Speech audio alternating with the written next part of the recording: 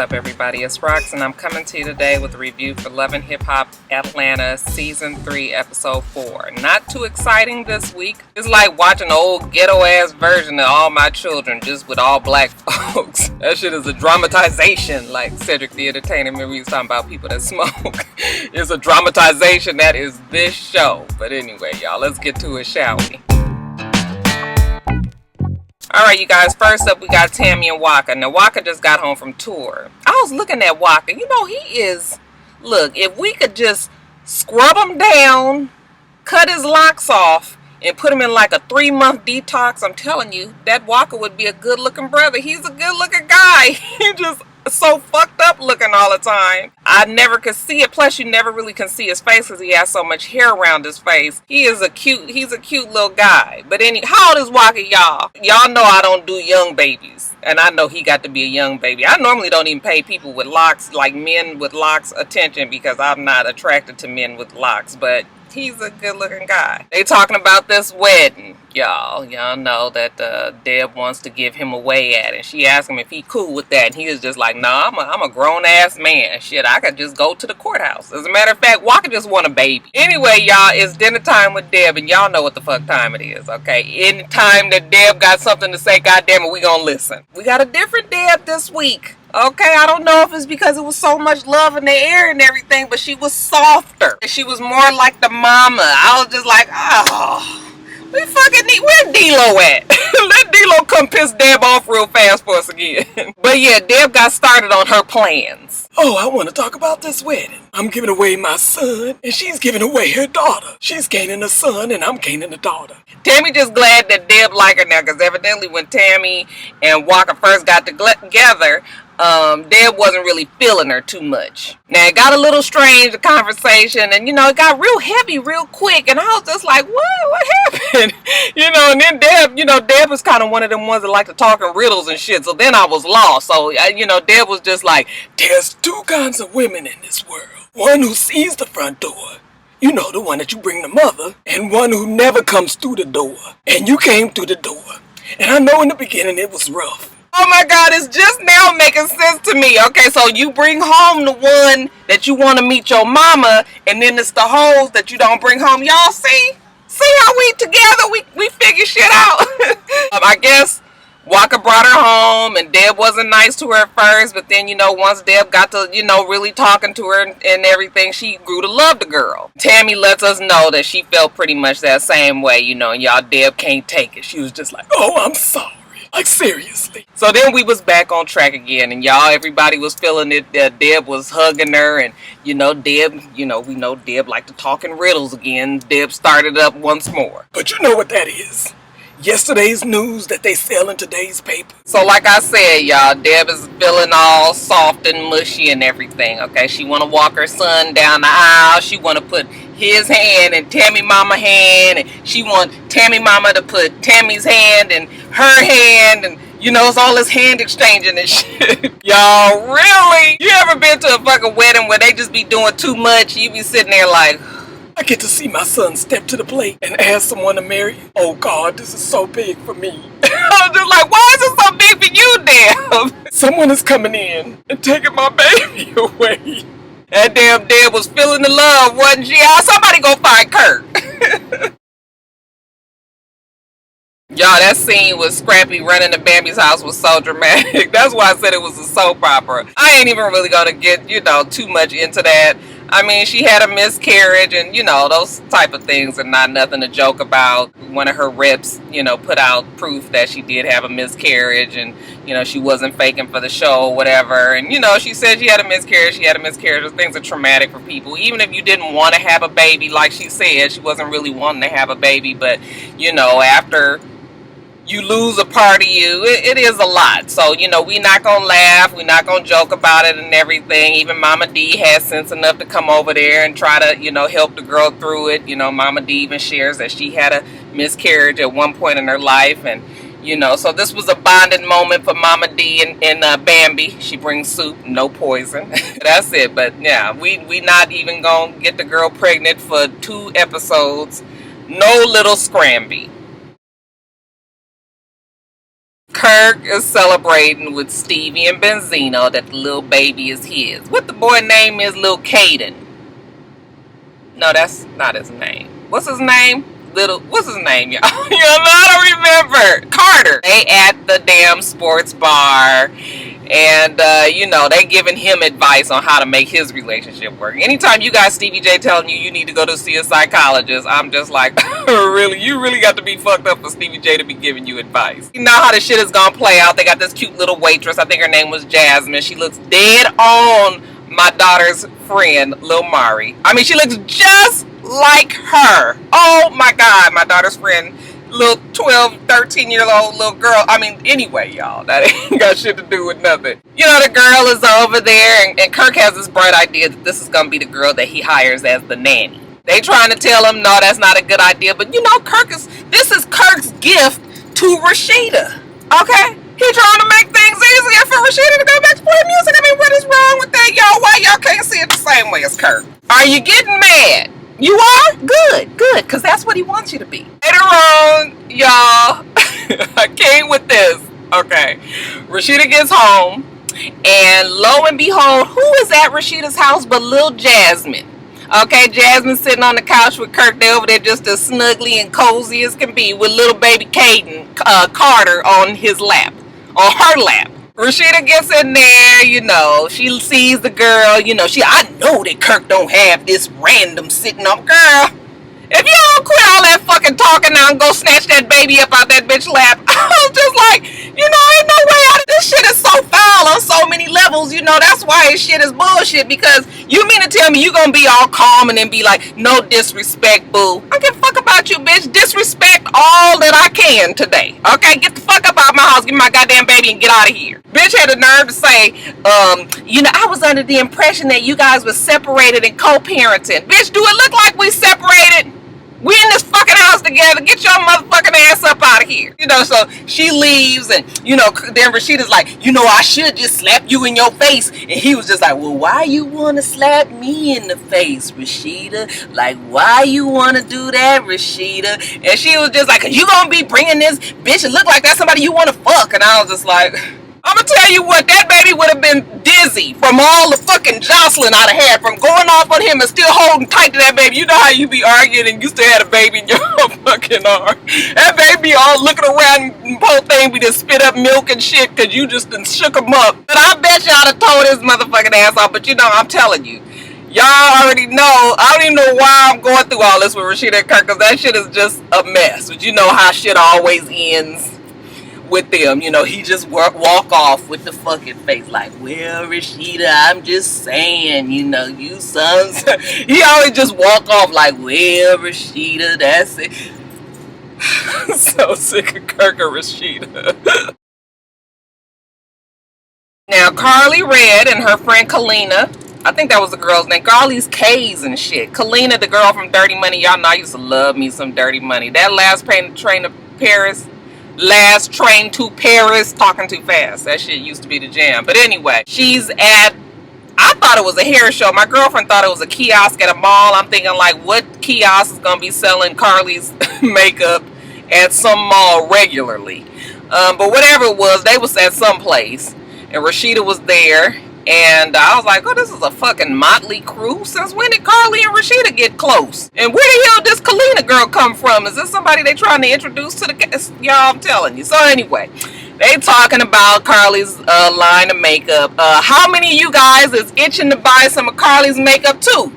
You neither? Alright. They start up on her relationship with Jock, okay? And Carly is just going on and on about how she like him and everything, but she just can't help it because she's just so jealous and she's so thirsty and she's so dilapidated and she's so hungry and she's so starved and she's so dry and she's so wilted and so withdrawn. And this bitch is the most thirstiest motherfucker I have ever seen on this entire planet. You done sold your ass out so bad that it looked like you would take like a fucking head first dive off a building into a mattress just so that some fucking man will be with you, okay? This show makes her look so bad, okay, and so hard up for a man that it is not even funny. Now, you want to know why I call her dry and dilapidated and thirsty and wilted and all of that? Okay, she meets later on with Jock, okay? She all soft-voiced. and apologetic. Okay, she wants to mend fences with Jock. Okay, she was tripping. He walks in there, he ain't really there for her. Okay, she's just like, trying to talk to him, and she's trying to grab his hand, and he's just like, bitch, let go of my hand, don't touch me. Okay, and she was just like, well, I just wanted to say I apologize. I was tripping, I was wrong, and I just tried to make you jealous. He was just like, bitch, ain't nobody got time to be sitting up here playing games with you. I mean, you trying to make me jealous. I wasn't really jealous. I was just pissed. So then she's just like, well, give me another chance. Think of all of these wonderful times we've had together in these 8 months. Think of all of the things that you gonna lose. And he was just like, no, you need to think about all the good times that you had with me and all the shit you gonna lose. You ain't got shit. Carly, you should have thought about all this a long time ago. Okay, so clearly, all this groveling that she doing, that shit ain't working. Okay, so she got to pull out the big guns. She grabbed his hand and started licking all on his fucking fingers and everything. I was just like, because I wonder, what y'all think them fingers taste like? Ass, salt, dirt, boogers, scalp, badussy? Man, you put a fucking cape on this bitch, she would be super thirsty. She get up, y'all. She tongue him down. She got her hands all in his lap. This is all at the restaurant. Okay, just so that she could try to get back in his good graces with a nigga that she don't trust, that she thinks fucking everybody, but she going through all this to be back with him, y'all. It don't make no sense, I'm telling you. And tell me, why did they have the damn church offering music playing while all this was going down? Like, this was supposed to be a sexy time, and they had the tithes and offering music playing. I'm telling y'all, this show. So, Jock breaks down because he can't resist the pussy of an old bitch. I'm telling y'all, these 43-year-old bitches got it going on. Y'all young heifers gonna learn today. Oh, shit, I'm just playing. I just can only speak for myself.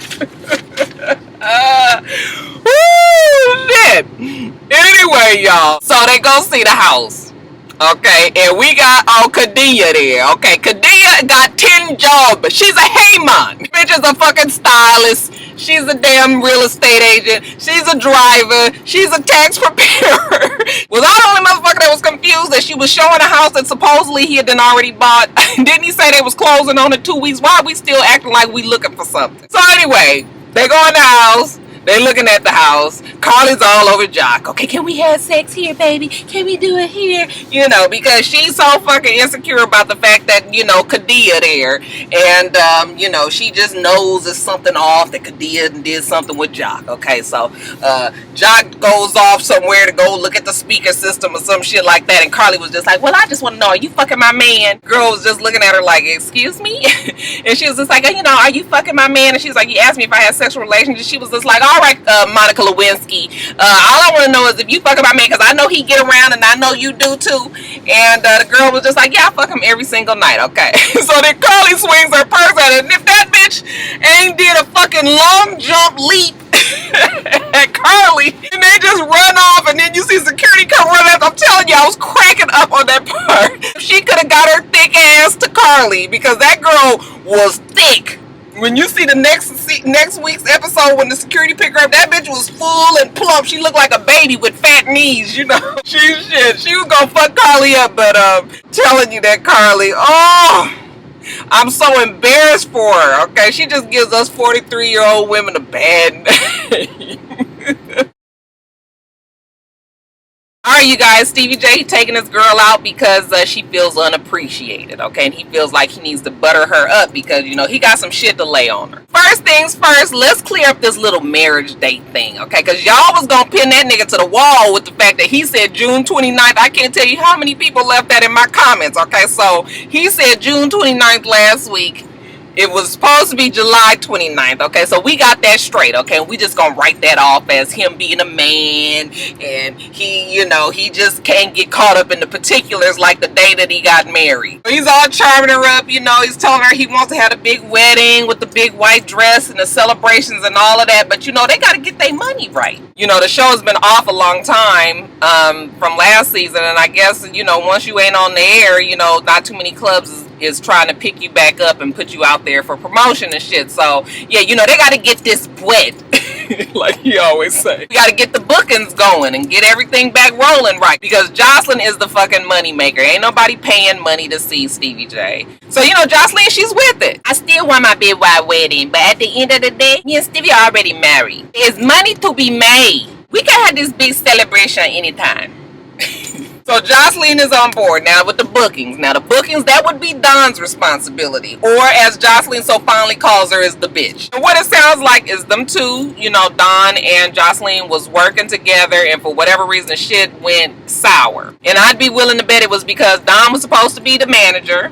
Y'all remember last season when Jocelyn couldn't even be bothered with Stevie J and she was making so much money. Her and Don was on the scene and they was making all this money, and you know Stevie J wasn't in it. Okay, well then when Stevie J and Jocelyn decided to make nice and get back together, well I have a feeling that they probably tried to oust Don out of this whole little makeup here. It don't sound like it was any contracts written. It sounded like it was just some friends working together on some old nigga shit. And this is what happens when you try to put shit together like this. Okay, bitch, write it down and sign it. Now you just got Don out there willy-nilly, okay, just running amok, as we will see later. I don't think that Don is capable of coming to the next level with me. I met the bitch at a strip club. Get a bitch a job, but she not professional. Bitches act like they can't change, but I'm trying to change. Why can't you change? See, there's more to that statement that we understand right now. I have a feeling we're going to find out a little bit more about what that means later. But Stevie J, he was just like, okay, well, you know, we need to stay professional. Did you fire her? The bitch can't get in contact with me because when she calls, it's going to say, oops, this is Don calling Jocelyn. Bitch, you dead in Jocelyn's eye. Goodbye. But Stevie J is just like, nah, baby, I really want this to be an amicable split. I was just like, an amicable split? An amicable split, y'all. Not amicable. It's cool and Nene. Well, you can fire the bitch because I don't feel like talking to the bitch. And I'm not gonna talk to the bitch because I don't like the bitch. The bitch is done in my books. The bitch is dead. Before we even get to the fact that the bitch is a booking agent, let's not let it slide by us that this old unprofessional asshole is just telling all her fucking clients' business, okay? I hope you don't think that anybody that's watching this show is gonna ever take you seriously enough to hire your motherfucking ass. If we think that our business relationship is gone sour, you gonna decide to go to the enemy and tell all our business? Absolutely not. But you know what? For the show, we'll take it. You ain't getting no fucking job with us though. But yeah, we gonna take it today. And that damn Don is a piece of work. Okay, this morning it looked like on Twitter, it looked like somebody hacked into Jocelyn's Twitter account, put all these pictures up of her with all these bruises and shit on her neck and scratches on her face, and it say some tweet like Stevie won't stop hitting me, y'all. Why don't he stop hitting me and doing shit? You know, it's obvious that she didn't write it. But whatever it is, it's a whole bunch of shit coming out from her phone. Either somebody stole her phone or hacked her phone or got into some shit and copied it down. Text messages and all of that. Sound like it's the work of Don, okay? Don is definitely... Don is that bitch's about it, I guess. But anyways, back to the show. Don come right out and say, yeah, Stevie and Jocelyn think that they ain't nobody gonna stoop to their level. But you know what? I'm gonna get on that fucking level right along with them. She says they really ain't married, that they don't own their house, that, you know, they just a fraud and a fake and all of this. The ring is not from Stevie J, it's from a previous boyfriend. And, you know, I was kind of skeptical on that because, you know, we've been seeing this ring for some time now. Why ain't no boyfriend showed up and said that he gave it to her? If anything, I think Jocelyn just bought the damn ring and said that was her wedding ring. But, and you know Mimi, y'all Mimi co-signing because, you know, shit, Mimi been, you know, public enemy number one for for so long with this shit, this porn tape. She is just like, God damn it, I'm fixing to just, you know, if I get a chance to stick it to Stevie J and Jocelyn, then why won't you? And damn it, I don't blame her. The day that whole thing went on Twitter, he texted me like an hour before and said, I need to talk to you about the next stunt that I'm about to pull. So y'all, they all up in arms about Stevie J and Jocelyn lying. Okay, and I'm thinking like, what the fuck is it that big of a deal for? I will say that not all marriages are public record, okay? At least in California, you can file a confidential marriage license, or you can file a public marriage license. I know, because when my husband and I got married, we decided to do confidential, bitches. Wasn't no reason for it other than it sounded better to us to have a confidential marriage license. And it was only because somebody asked us, somebody was like, you can file a private confidential and nobody will be able to go. And I was just like, oh, okay, that's what we gonna do. So yeah, there are some states that allow you to file a confidential marriage license. I don't know if Georgia is one of those ones, but yeah, you can do it in California. So technically, if they would have got their asses married in California, and I might be giving y'all a little hint, Jocelyn and Stevie J, if you watching, you can say that you got married as confidential and nobody can see it. But we know that didn't happen. So later on, Stevie J meets with Benzino, and they talking about the business and how Don got Jocelyn's shit all fucked up. And Benzino was just like, well, enough about that. Let's talk about this magazine. This was a shameless plug for his Hip Hop Weekly. Yes, the magazine, the one that had Jocelyn and Stevie J on the cover, did really big numbers. And because of that, Benzino would like to reward Stevie J with a partnership in the magazine. And I was just like, okay, Benzino, Stevie J got cash flow issues. You really want to tie yourself up even more. Y'all already got this damn bar and grill. Now you fix to get yourself even more tied up with this goddamn magazine that don't nobody buy any fucking way. Later on, Stevie J meets up with Don because he gonna fire her. That nigga get there to the goddamn restaurant and honey, Don is ready for that ass. Okay, she got a fucking folder full of shit that say that he a fake and a fraud and a phony, how he don't own his house, how he renting a Bentley, how he renting a Mercedes Benz, and she know the real owners of the damn house. Okay, she gonna show him the text message that she printed out of Jocelyn saying that they really not married and how they just did it to get on the cover of the goddamn magazine. Did y'all see how Stevie J folded that shit up? He was just like, well, we gonna put this away so the cameras can't see this at all. She was just like, you ain't got shit going on. He was just like, what you mean? I'm partners in the Hip Hop Weekly. You need to go and make music. Aren't you a producer? Okay, you ain't had a hit since Ronald Reagan was in the office. I was like, this bitch was ready for him. He couldn't get a fucking word in edgewise. I was like, oh, he is did. Okay, modacious, scratch the neck. Did y'all done, everybody don't say that, y'all. That mean when you just stupid. I post Stevie J. I was embarrassed for him because honey, Don was reading him left and right. But yeah, we got all that settled, right? We straight on Don and Stevie J, right? Somebody tell me what the fuck was that on her chest? Okay, is it a goddamn tattoo of a turned off television tube?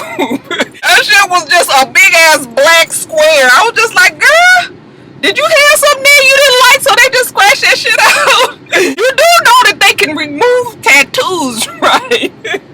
That shit was a fucking big ass black square. I was like, what made her decide to do that? That shit look a mess. And somebody tell me why she was 10 shades darker in the confessional than when she was talking on the regular show. I was just like, that bitch looked like a fucking gold charm. She was so goddamn bronzed up. You could have put that bitch on your neck, hung her around, just let her hang up there like a charm. She was so damn dark in the confessionals. Anyway, y'all, later on, y'all, Jocelyn, she's practicing in the studio. She said because her daddy put a damn studio in there for her to rehearse. And while we on Jocelyn, we might as well address this fucking hair, okay? Why the fuck was it so big? Did this shit have to be so Donna Summer out? It was a skinnier Donna Summer curl. Donna Summers used to be fuller and everything, but them bangs and all that big, y'all know. Stevie J comes in there and she's just like, hi, daddy. I hate when women call men daddy. I refuse to call a man daddy. I ain't gonna do it. I don't care if we fucking in the middle of the throes of passion and you say, call me daddy. I'm telling you, for some reason, my mouth just ain't gonna say it. It just ain't gonna do it. So, Stevie J was just like, I met with the old booking broad. Don't want to talk about her. Don't want to talk about her. Because you shouldn't have been there in the first place.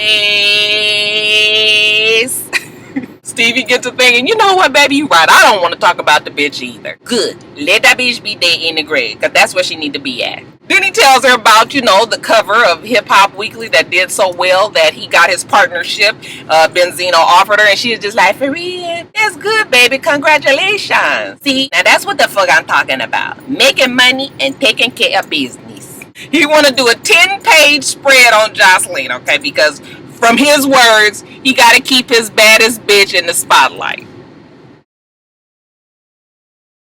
All right, you guys, that's it. Wasn't going to talk about it too much, and still not going to talk about it too much, but last week why the videos didn't come like they normally would is because I had a death in my family.